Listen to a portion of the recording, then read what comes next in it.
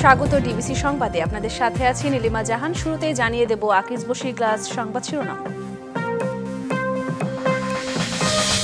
7 মাসে দেশে খুন 2175। জানুয়ারি ফেব্রুয়ারিতে মব সহিংসতায় নিহত 18। জবাবদিহি ছাড়া পরিস্থিতির উন্নতি সম্ভব নয়, মত অপরাধ বিশ্লেষকদের।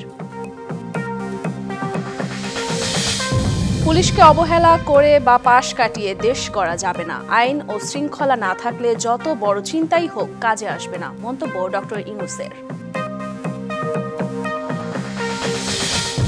111-এর মতো মিডিয়া ট্রায়ালের মুখোমুখি করা হচ্ছে বিএনপিকে। সার্বভৌমত্ব ও গণতন্ত্রের বিরুদ্ধে চলছে ষড়যন্ত্র, অভিযোগ তারেক রহমানের।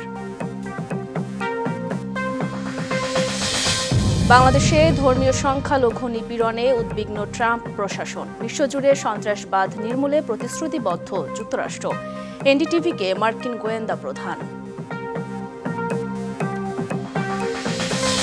শিশু ধর্ষণের বিচার দ্রুত সম্পন্ন করতে বিশেষ ট্রাইব্যুনাল গঠনের বিধান হচ্ছে।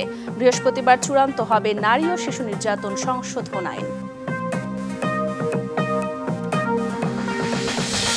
এবং বাংলাদেশের হয়ে বড় স্বপ্ন দেখেন হামজা চৌধুরী। খেলতে চান লাল সবুজের 8 নম্বর জার্সিতে। জবাব দিলেন সাকিব আল হাসানের সাথে তুলনারও।